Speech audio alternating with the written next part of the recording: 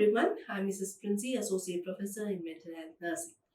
So I've got this man who is a 36-year-old married male who has been recently had episodic illness for about almost 10 years. So he had a family history of suicide in his brother and depressive illness in his mother.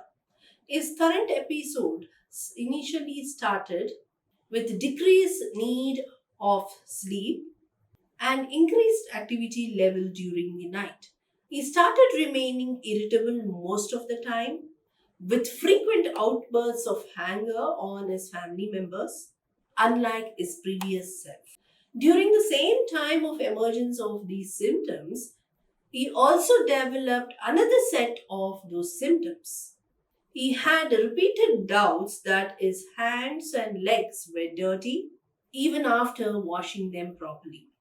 Because of this repeated thoughts that his hands and legs were dirty, he would perform some action, that is the washing of hands and legs repeatedly. Although he would try to resist them, thinking that this is excessive, he could not resist those kind of repeated acts because of the anxiety. By 2 to 3 months, he spent almost 6 to 8 hours a day on such repetitive acts of cleaning or washing his hands and feet. Yes, so you would have got a clue about the topic which I'm going to talk today. It is one of the important anxiety disorders, that is the obsessive compulsive disorder, termed as OCD. If you take the anxiety disorders, it almost affects about 1 to 2 percentage of the general population. So one such important anxiety disorder is the obsessive compulsive disorder. So let us see the definition of the obsessive compulsive disorder. Obsessive compulsive disorder is a common, chronic, and long lasting disorder in which a person has excessive or unreasonable thoughts or fears, which are termed as the obsessions, that lead to repetitive behaviors called as the compulsions, right? So he has got a fear or he has got an anxiety about the repeated thoughts which he cannot resist and which can lead a person to perform those repeated thoughts in the form of the action or acts, which is termed as the compulsion. Once he completes that particular action, he gets relieved from the anxiety or the stress or tension that he had. So that is the definition of the obsessive compulsive disorder. Let us see in detail about the term obsessions and compulsions. What is obsession? Obsessions are intrusive, distressing thoughts and mental images which repeat over and over. These thoughts are ego dystonic in a sense, which are experienced as unpleasant. Okay, these thoughts are very much unpleasant without any rational. Okay, it keeps on repeating in the mind of the person. So that is called as the obsession. So what are the common obsessions? The person may have the obsessions related to dirt and contamination, obsession related to pathological doubt, hoarding, as well as the aggressive content. So, hoarding is nothing but the repeated possessions, or we can say that the inability of a person to control his own self. Right? So, these are the common obsessions that the person can experience. Now, moving on to the compulsion. What do you understand by compulsion? Compulsions are the repetitive behavior that the person feels driven to perform in response to an obsession. So, because of the obsession, the person, repeatedly he feels forcefully to perform a particular action. Now, what are the common compulsions? Number one, cleaning and washing, hoarding, checking, and mental acts, which includes like praying or counting the numbers, right? So these are the common compulsive acts that the person can experience. Moving on to the characteristics, features of the condition obsessive compulsive disorder. So, number one is the person experiences impulses, ideas, or images which intrude into the conscious awareness repeatedly. So, repeatedly, at the level of the consciousness, there are some thoughts or ideas which are intruding or disturbing the person. These thoughts or ideas are termed as very unpleasant and are recognized as irrational. Without any reason, a person repeatedly gets the thoughts. In view of this, the person tries to resist these kind of repeated thoughts, but he is unable to do it. If he fails to resist these thoughts, okay, he will be very much distressed or disturbed, because of which he is forced to perform those thoughts in terms of action, which is termed as ritualistic acts or the compulsive behavior, that is the urge to act. Okay, so these are the common characteristic features that you can note in the OCD. Moving on to the etiology. Why does the person end up with this anxiety disorder or neurotic disorder of OCD? Number one is the genetic factor.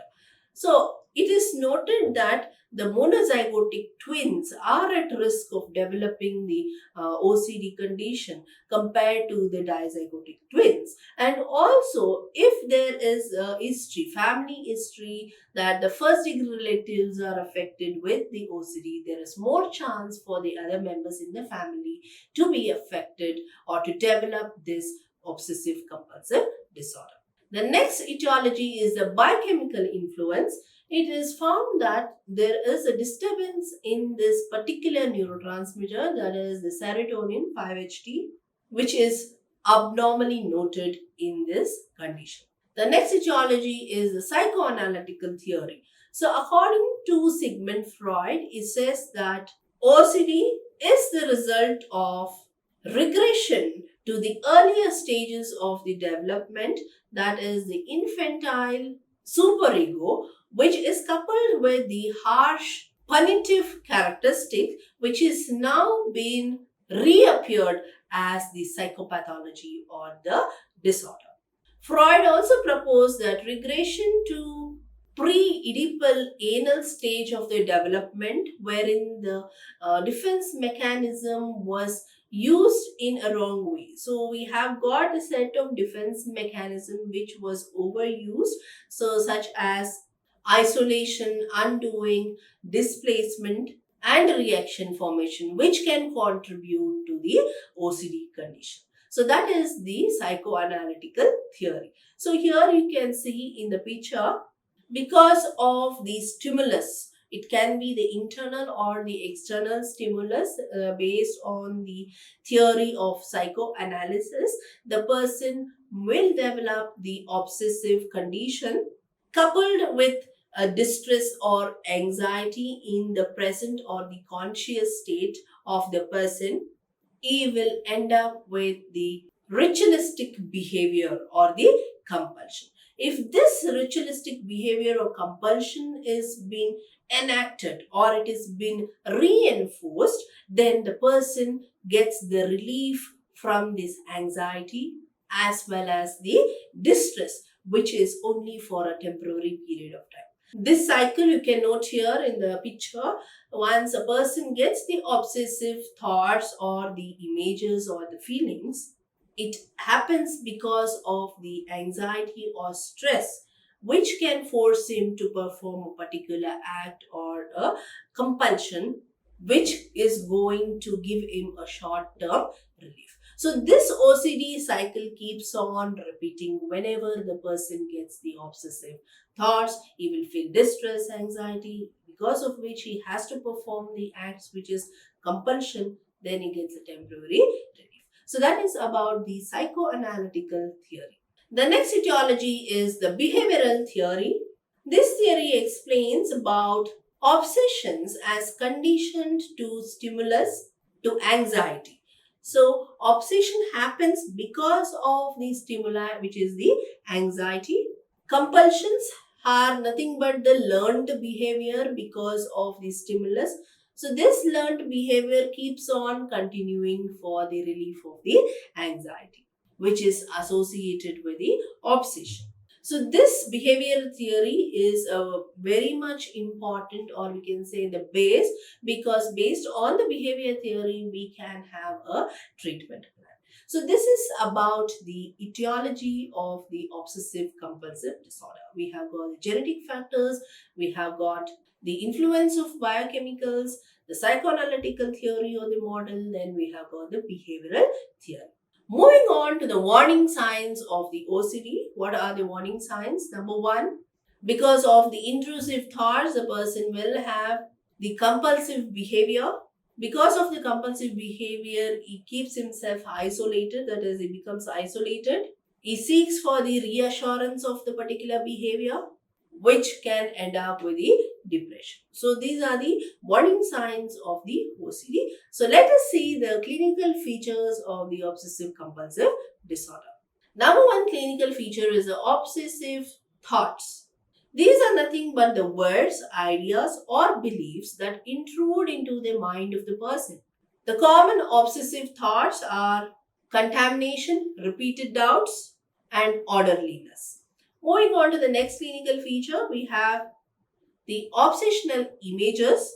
These are imagined scenes, often which is related to violence or some kind of disgusting thing involving abnormal sexual practices. So obscene scenes that you can imagine. Okay, the person will have a repeated thought or repeated images in his mind related to a violent behavior or obscene sexual scenes. The next feature is the obsessional rumination. Rumination is nothing but it focuses on the past events in the life of the person. He will be preoccupied with certain losses or mistakes which the person had done in the past. So, because of these preoccupied thoughts, he will have the feelings which comes in the form of obsession thoughts like feelings of guilt, regret, as well as the anger. So, that is the obsessional rumination. The next clinical feature, so it includes the doubts related to not turning off the stove or not locking the door. So because of this, it will be followed by the compulsive acts like making multiple trips back to the house to find out whether he has switched off the stove or locked the door or not. So that is called as obsessive doubts. Okay, because of the repeated doubts, he goes and performs the action repeatedly. Next one is the obsessional impulses. These are nothing but the urges to perform the acts, usually of violent or embarrassing type, such as injuring the child or shouting in a church or in a mass. Okay, so such kind of acts that the person will perform, which is called as the obsessional impulses. The last clinical feature is the obsessional rituals. So these may include both the mental activities such as counting repeatedly or repeating certain form of words, and also you may have repeated but senseless acts or behaviors such as washing the hands 20 or more times a day. So that is called as the obsessional rituals. So if you take the clinical features, we have got all these obsessional thoughts, obsessional images, obsessional ruminations, obsessional doubts, all these which is creating some kind of the anxiety which forcibly makes the person to perform a particular act. Moving on to the course of the condition, almost 80% of the cases can be noted before the person ages 18, and also the gender equality, it is equally distributed in both the gender. So we require a trained person or a specialist or a psychotherapist as well as a psychiatrist to diagnose the condition of OCD.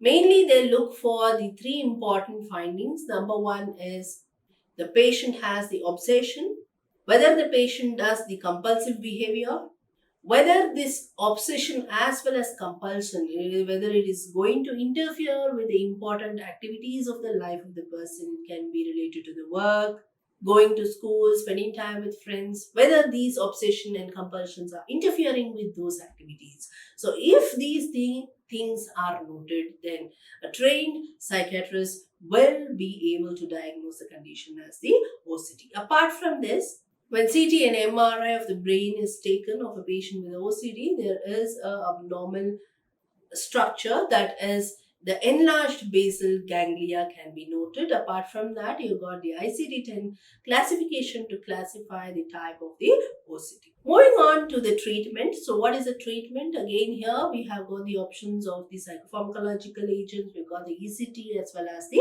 therapies. So what is the psychopharmacological agent or the drugs? So number one, we have got the antidepressants, right? For example, fluoxamine and sertraline. We have got the anti-anxietal agents or the anxiolytics. Example is the benzodiazepine group of drugs. Apart from the drug therapy, we have got the psychotherapies, that is mainly the behavioral therapy. Okay, we need to modify the behavior. So we are asking the person to undergo a behavioral therapy, which includes the following, that is the exposure and response prevention, thought stopping, desensitization, as well as the aversion conditioning. So as I told you, in the etiology, main thing is that the behavior of the person can contribute to the OCD, right? So here we are giving a behavioral therapy to modify the behavior of the client or to bring about a change in the obsession or the thought of the client by modifying the behavior of the client. So number one is the exposure and response prevention. So what happens here, the person is exposed to a stimulus for which he is obsessed. Say for example, he is always obsessed, he has the idea that his hands are dirty. Okay, he needs to clean his hand. So he will be exposed to situations wherein he will be asked to touch the contaminated objects or the surfaces, and then he will be asked to refrain from the acts or the compulsive behavior of hand washing in order to break the negative reinforcement chain. So that is nothing but, if it does the hand washing, it feels relief from the anxiety. So to break the chain, he will be asked to touch the particular object or the surface which is contaminated. Rather, he is not allowed to go and perform the act of the hand washing. So continuously, when he is exposed to the stimuli which he feels obsessed, then the learning can be changed, or there can be modification in the behavior or the action. So that is the main purpose of this exposure therapy. The next behavioral technique is the thought stopping. The thought stopping is a technique which helps the client to learn to stop the thinking which is very unwanted. So unwanted thoughts should be stopped. That is the main purpose of doing this thought stopping. So now, how to stop the unwanted thought? We have got a procedure. The first thing, you ask the patient to sit comfortably and ask him to bring into his mind that unwanted thought which keeps on coming. Okay, there may be many unwanted thoughts, so we will be going one by one. In one procedure, we will be asking the client to concentrate only on one particular thought which is disturbing him. As soon as the thought is formed in the mind, you are asking the client to just shout the word stop. So that is, you have to give yourself the command of stop. So the obsessed thought or the unwanted thought will be stopped. Soon after this, command of stop, you ask the client to undergo the relaxation procedure, or you ask the client to divert his thought to something which is very pleasant, which brings about calmness in the client. So that is the second step. The third thing is, you ask the patient to repeat this procedure again and again so that the unwanted thought can be completely removed from the mind of the client. So that is the procedure of thought stopping. Apart from this, you've got a desensitization as well as the aversion conditions, which is the technique of the behavior therapy. You can just go back to the video of behavior therapy and you can note down the how the desensitization and aversion conditioning is done. So that is about the behavioral therapy. Apart from the behavior therapy, you have got the other therapies like supportive psychotherapy. So you require the support from the family, from the friends, that he requires a moral and emotional support to carry on the procedure and to have a control over his own self. So apart from this, you've got the ECT. So especially the electroconvulsive therapy will be used if the client is being unresponsive to the medication therapy or the psychotherapies. So that is the treatment of the OCD. Moving on to the nursing management. So what is the nursing management of obsessive compulsive disorder? We have got the nursing assessment. You're going to collect the information or the history. You're going to collect the impact of the obsession and compulsion on the physical functioning or the meeting the self-care needs of the client, mood, self-esteem, as well as the ability of the client to cope up. You're going to collect the information related to the defense mechanism that the person usually used to follow or use. You're going to collect the information related to the thought or the obsessions. Also, you're going to collect the information about the support system that the client has, especially the family and friends who are going to help out the client in terms of the need, right? So this is the nursing assessment that are going to do. Moving on to the nursing diagnosis. So what are those nursing diagnoses that you can state for the OCD? Number one, we have got the ineffective individual coping related to underdeveloped ego as evidenced by ritualistic behavior or obsessive thoughts. What are the interventions for this particular diagnosis? You're going to work with the patient to determine the type of the situation which is increasing the anxiety of the person or which is making him to have a ritualistic behavior. See to it that you meet the patient's dependency need. Encourage the independence for the client. Initially, it doesn't mean that since the patient is having a ritualistic behavior, you completely stop the patient from this behavior. No, you give the independence, encourage independence for the client, and give a positive reinforcement for these independent behaviorities that he is doing. In the beginning of the treatment, you give a lot of time for the client to perform those ritual behavior, and do not be judgmental or verbalize disapproval of such kind of the behavior. Always be with the client, support the client to explore the meaning and purpose behind a particular type of the behavior the client is doing. See to it that you provide a structured timeline or a schedule for the client to carry out his ritualistic behavior. Gradually, you can begin to limit the amount of time that you give for practicing his ritualistic behavior as and when the patient becomes involved with other activities in the psychiatric unit.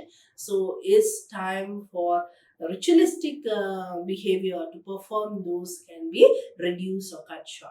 Yes, as and when the person is getting refrained from those ritualistic behaviors, so you should be there to positively reassure the client, give the positive praise or appraisal or reinforcement whenever he shows a non-ritualistic kind of the behavior. Teach the client to interrupt those obsessive or compulsive acts by teaching the client the appropriate techniques, behavioral techniques like thought stopping, relaxation, as well as involving himself in various kind of activities or the exercises. So these interventions are really going to help out the client to come out of his obsessional thoughts and as well as the compulsion. Moving on to the next nursing diagnosis, that is a disturbed role performance related to needs to perform rituals as evidenced by inability to fulfill the usual pattern of responsibility. So it can be anyone in the family who is affected, right? It can be the father or the mother or it can be the children. Each and every person in the family has got a role. So for example, if the OCD is being noted in the father, maybe his role as a father will be disturbed, right? So you need to bring back the client, his role and responsibility. So what are the interventions that you can do? You need to determine the client's previous role in the family. You need to find out what is the role of the client in the family, and what is the extent to which the role of the particular client has been altered in the family. So you need to identify those and just find out what kind of a pattern or a role and responsibility the client had in the family.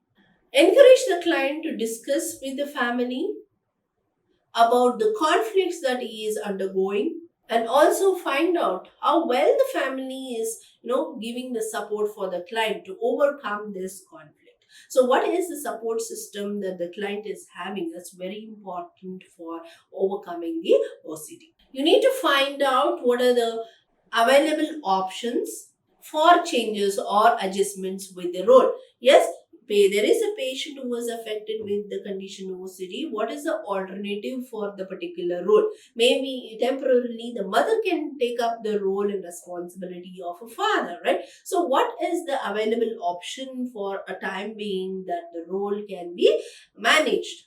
So through the role play, okay, making the patient to witness a realistic experience through the form of a psychodrama, the same environment or the same setting or a story of the client can be depicted in the form of a role play or a presentation, so that not only the client will be able to be benefited, but the family as a whole will be understanding the situation, and thereby they will need a helping hand for the client to overcome their disorder. Give the clients a lot of positive reinforcement so that he can come back and assume his role and responsibility in the family by decreasing the need of ritualistic behavior. Right? So that is about the interventions that you can do for disturbed role performance. Right? So very, very important as a nurse, when you're giving a care for a client with the OCD, you should be vigilant, monitor the behavior of the client to bring about a change by making the client to involve in the various therapies, especially the behavioral therapy, which can bring about a modification in the thought of the patient as well as in the behavior of the patient. Coupled with the support from the support group or the family, the patient will definitely will be able to overcome the disorder. Hope you all have understood the topic. Thank you.